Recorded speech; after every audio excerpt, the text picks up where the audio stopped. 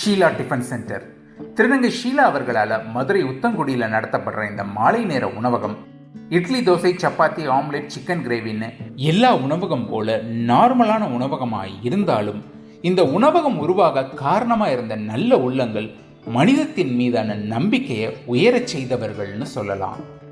ஆரம்பத்தில் கையேந்தி தர்மம் கேட்கறத விட்டுட்டு ஒரு வேலை பார்த்து தன் உழைப்பின் மூலமாக வாழணும்னு நினைச்சாங்க திருநங்கை ஷீலா.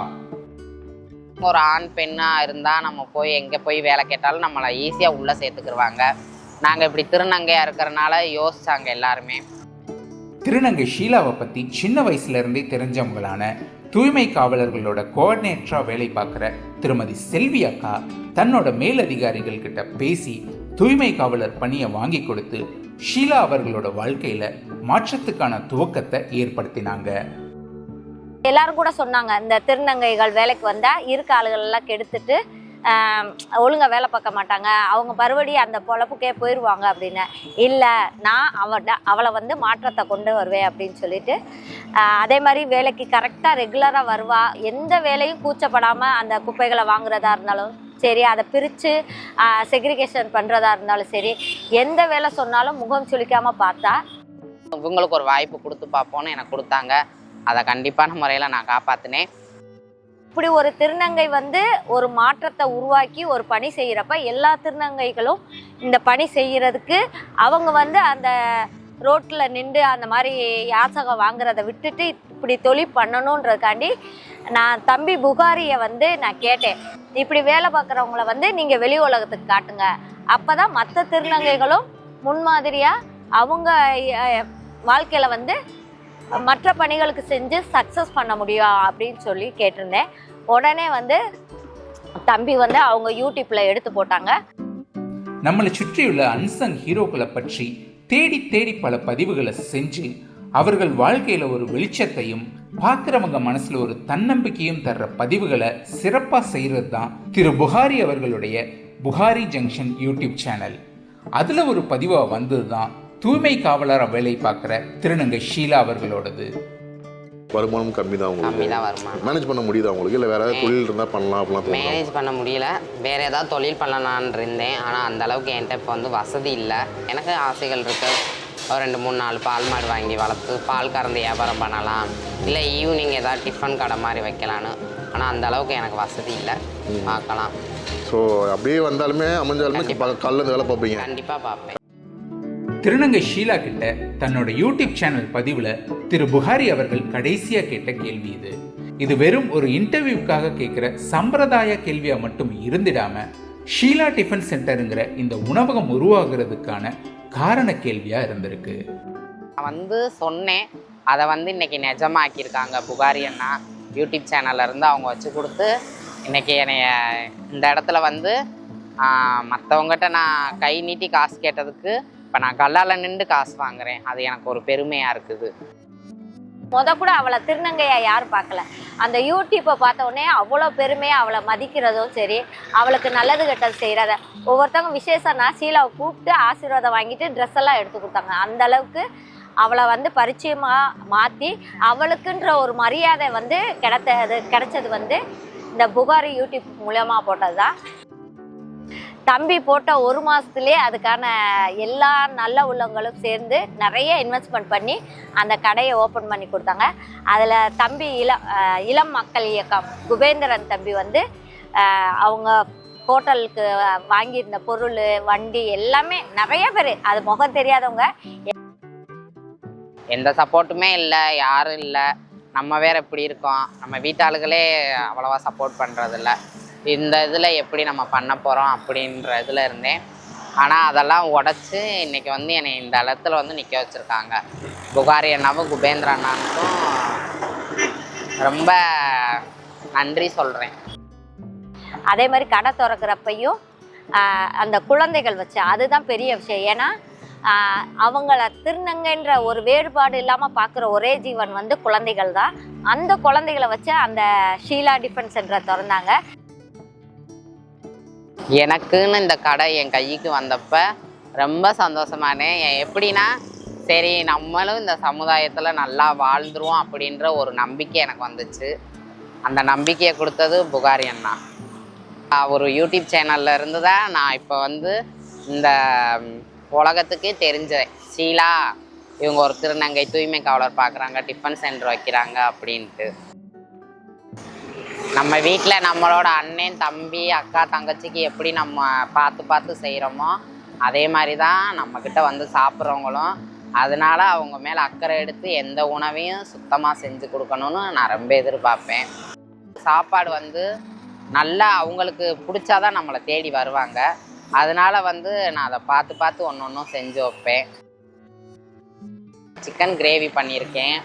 அது வந்து 50 ரூபா தான். ரெண்டாவது வந்து குடல் கிரேவி, அது வந்து 60 ரூபா. இட்லி வந்து 7 ரூபா தான்.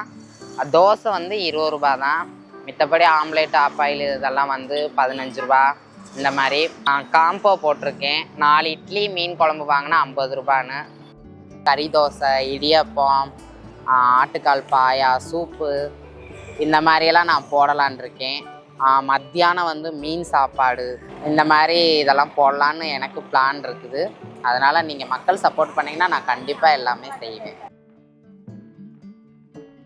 ஷீலாவுக்கு எப்படின்னா அவள் கடை அவள் ஒரு ஆளாக பாப்பா. அவளுக்கு ஒரு கொஞ்ச நேரம் ஒரு 1/2 hour 1 hour வந்து சப்போர்ட்டிவாக வந்து நிற்பேன். எல்லாரும் என்னைய பார்க்குறப்ப கூட யோசிப்பாங்க, நீங்கள் கடையில் நிற்கிறீங்களே. நம்ம ஒருத்தவங்களுக்கு டக்குன்னு ஒரு வழி காட்டிட்டு அப்படியே விட்டுட்டு போயிடக்கூடாது. அவங்கள கொஞ்சம் வழி நடத்தி எப்படி ஒரு குழந்தை பிறந்தவொடனே தவந்து நடக்கிற வரைக்கும் நம்ம கை தூக்கி விடணுமோ அதே மாதிரி ஷீலாவோட டிஃபன் சென்டர் மென்மேலும் வளர்கிற வரைக்கும் என்னோட சப்போர்ட்டும் புகாரி தம்பி சப்போர்ட்டும் குபேந்திரன் தம்பி சப்போர்ட்டும் இருந்துக்கிட்டே இருக்கும். எப்படி மக்கள் நம்மளை ஏற்றுக்குருவாங்க, நம்ம இப்படி இருக்கோம் வாங்கி சாப்பிடுவாங்களா, இது பண்ணுவாங்களா அப்படின்னு நான் ரொம்ப யோசித்தேன். இப்போ வந்து அந்த நம்பிக்கையை வந்து அந்த இதை வந்து அவங்க உடச்சிட்டாங்க. ரெகுலராக வருவாங்க, சாப்பிடுவாங்க, நல்லா ஃப்ரெண்ட்லியாக பேசுவாங்க. வாங்கக்கா போங்கக்கா. ரெகுலர் போகிற ரோடு தான். பார்த்துருந்தோம், ஹோட்டல் இருந்துச்சு, சாப்பிட்டோம். உணவுலாம் கொஞ்சம் நல்லா குவாலிட்டியாக இருக்குது, தரமாக இருக்குது. கையேந்தி தர்மம் கேட்கும்போது எனக்கு கிடைக்காத மரியாதை இன்னைக்கு நான் கல்லால் நிற்கும் போது எனக்கு அந்த மரியாதையை மக்களுக்கு ரொம்ப கொடுத்துருக்காங்க. அதனால எனக்கு மனசுக்கு ரொம்ப சந்தோஷமா இருக்கு. ஒரு விஷயத்த சொன்னா அதை ஸ்போர்ட்டிவாக எடுத்துக்கிட்டு திட்டினாலும் சரி, இதை செய்யலை அப்படின்னு சொன்னால் கூட அதை இனிமேல் கரெக்டாக செய்வோன்னு எடுத்துக்கிட்டு அதை சக்ஸஸ் பண்ணி காட்டுவா. ஜான்சி ராணி மாதிரி எனக்கு பார்க்குற ஷீலா வந்து என்னோட ஜான்சி ராணியாக தெரியுறா. உண்மையிலே ஷீலா மாதிரி நிறையா ஷீலாக்கள் உருவாகணும், வாழ்க்கையில் நிறைய வெற்றி அடையணும்.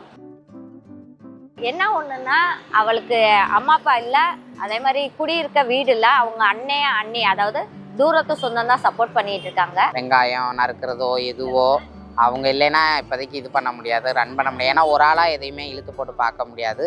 அவங்க நல்லா சப்போர்ட் பண்ணுவாங்க. அவங்க பேர் வந்து சத்யபிரியா. அண்ணனும் ரொம்ப சப்போர்ட் பண்ணுவாங்க. எதனாலும் ஒன்று இப்போ இந்த இடத்துல எனக்கு எதனா தேவைன்னு டக்குன்னு ஃபோன் பண்ணால் ஓடி வந்து கொண்டு வந்து கொடுப்பாங்க. அந்த மாதிரி இதெல்லாம் இருக்குது. அம்மா வந்து கொஞ்சம் முடியாதவங்க, அதனால அவங்க எது வேலைக்கு போக வீட்டுக்கு வர அவங்க இருப்பாங்க. அவங்க இது பண்ண முடியாது. அம்மானா அவங்க அம்மா கிடையாது, பெரியம்மா. ஷீலா இந்த கடை நடத்துறதுக்கு முடிஞ்ச அளவுக்கு எல்லாருமே சப்போர்ட் பண்ணியிருக்காங்க. சின்ன சின்ன இன்னுமே பொருட்கள் வாங்க வேண்டிய இது இருக்குது. ஆனால் அவளுக்கு ஒரு வீடு வாடகைக்கு வந்து அவளுக்கு யாருமே கொடுக்க முன் வர மாட்டாங்க. ஒரு இடத்துல ஒரு டென்ட்டு மாதிரி போட்டு அவளுக்கு அந்த திங்ஸ் எல்லாம் போய் வைக்கிறதுக்கோ அதை அங்கே சமைக்கிறதுக்கு அந்த மாதிரியான ஒரு சப்போர்ட்டிவ் கிடச்சிச்சின்னா அவளுக்கு பெரிய யூஸ்ஃபுல்லாக இருக்கும். இல்லாட்டி ஆட்டோ செலவு பண்ணி ஆட்டோவில் போய் சாப்பாடு வீட்டிலேருந்து செஞ்சு நான் இங்கே ஆட்டோ கொண்டு வரேன். நான் இருக்கிறதுக்கு போயிட்டு வர்றதுக்கு எப்படியும் இப்போ ஒரு 12 கிலோமீட்டர் 15 கிலோமீட்டர் இருக்கும். நான் அதை தாண்டி வரேன். ஏன்னா திரும்பி போகணும். ஆட்டோக்கு வந்து எப்படி 400 ரூபா 500 ரூபா கேட்பாங்க. வீடு பக்கத்தில் இருந்துச்சுன்னா எனக்கு அந்த 500 ரூபா மிச்சமாகும். அதை வச்சு நான் மேலே மீடு ஏறிக்கிடுவேன் அப்படின்ற ஒரு இதில் இருக்கேன். ஒரு ஆட்டோ மாதிரி இருந்தால் கூட அவள் அந்த ஆட்டோவில் அந்த பொருளெல்லாம் கொண்டு போகும். ஏன்னா அவள் சம்பாதிக்கிற லாபம் வந்து இப்போ ஒரு 500 ரூபா 1000 ரூபா வந்தால் கூட அந்த வாகன செலவு ஆட்டோவுக்கு போகிறது அந்த மாதிரி செலவெல்லாம் அந்த 500 ரூபா அந்த மாதிரி ஆயிடுது. ஆமாம், லாபம் ஆரம்பத்தில் பார்க்க முடியல. இப்போ கிடைக்கிது, கிடைக்கலன்னு சொல்லலை. ஒரு 100 ரூபாய் 200 ரூபாய் எனக்கு என் செலவுக்கு கிடச்சிக்கிறோம் கண்டிப்பாக. எனக்கு என்னென்னா எடுத்து வைக்க முடியல. இப்போ ஒரு சிலிண்டர் தீந்துரும், இது தீந்துரும்னா எனக்கு கொஞ்சம் சிரமமாக இருக்குது.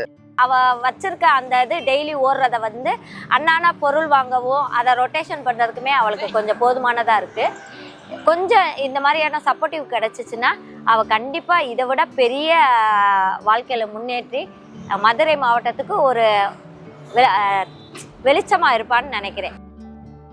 வாரத்தில் வந்து 6 நாள் கடை இருக்கும். ஞாயிற்றுக்கிழமை மட்டும் கடை லீவு. சீலா டிஃபன் சென்டருக்கு வந்து நீங்கள் வந்து கரெக்டாக ஒரு 6:30க்கு வந்தீங்கன்னா சாப்பிடலாம். 6:30லேருந்து நைட்டு 11 மணி வரைக்கும் இருப்பேன். என் கடை எங்கன்னா இருக்குன்னா மதுரையில் உத்தங்குடி பக்கத்தில் ஃப்ளாக் ஃபாரஸ்ட் ஆப்போசிட்டில் இருக்குது. தினகரன் ஆஃபீஸ் பக்கத்தில் கடை இருக்குது. நிறைய பேர் சொல்லுவாங்க, அக்கா சட்னி சாம்பார்லாம் சூப்பராக வைக்கிறேங்க்கா, நீங்கள் மத்தியான கடையும் போட்டுருங்கக்கா அப்படின்னு மனசுக்கு ஒரு ஆறுதல் கொடுத்துட்டு போவாங்க. மத்தியான கடையெல்லாம் போட்டுருங்கக்கா அப்படின்னும் போது ரொம்ப சந்தோஷமாக இருக்கும். எப்படா இந்த உலகத்தில் நம்ம வாழ போகிறோம், எந்த ஒரு சப்போர்ட்டுமே கிடையாது அப்படின்ற ஒரு தருணத்தில் இருந்தேன். ஆனால் இன்றைக்கி வந்து எனக்கு அந்த நம்பிக்கை வந்திருக்கு. எப்படியாவது நம்ம வாழ்ந்துருவோண்டா, இந்த சமுதாயத்தில் நம்ம எப்படி மேலே வந்துடுவோம் அப்படின்ற அந்த நம்பிக்கையை எனக்கு இந்த புகாரி அண்ணா யூடியூப் சேனல்லேருந்து எனக்கு கொடுத்துருக்காங்க. அது மனசுக்கு வந்து ரொம்ப நிறைவாக இருக்குது. அவள் எந்த பிரச்சனையும் இல்லாமல் அவள் நல்லபடியாக தொழிலில் முன்னேறி திருநங்கைகளுக்கு முன்னுதாரணமாக உருவாகணும். எங்கள் மதுரை மாவட்டத்திலேயே நல்ல புகழோடு அவள் நீண்ட நாள் வாழ்ந்து சக்ஸஸ் பண்ணணும்னு நான் கேட்டுக்கிறேன். உலகத்தில் நீங்கள் நினைக்கலாம் திருநங்கைக கஷ்டப்படுறாங்க, இது பண்ணுறாங்க அப்படின்னு நீங்கள் நினைக்கலாம். நீங்கள் பொதுமக்கள் சப்போர்ட் பண்ணாவே கண்டிப்பாக வந்து திருநங்கைக இந்த மாதிரி ஒரு இடத்துல வந்து நிற்பாங்க. எனக்கு வந்து யூடியூப் புகாரி இவங்க வந்து எனக்கு முன்னேற்றம் கொடுத்ததுனால நான் இந்த இடத்துல நிற்கிறேன். அது மாதிரி எவ்வளோ திருநங்கை கஷ்டப்படுறாங்க. நீங்கள் சப்போர்ட் பண்ணீங்கன்னா கண்டிப்பாக என்னைய மாதிரி இன்னும் நிறையா திருநங்கைகளை உருவாக்கலாம். என்னங்க, இந்த வீடியோ உங்களுக்கு பிடிச்சிருந்ததா? ஸோ நம்ம யூடியூப் சம்பிரதாயமான 3 விஷயங்களை மறக்காமல் பண்ணிடுங்க. இதே மாதிரி என்கேஜிங்கான வீடியோக்களை தொடர்ந்து பார்க்க MSF அதாவது மெட்ராஸ் ஸ்ட்ரீட் ஃபுட் சேனலை மறக்காமல் சப்ஸ்கிரைப் பண்ணிடுங்க.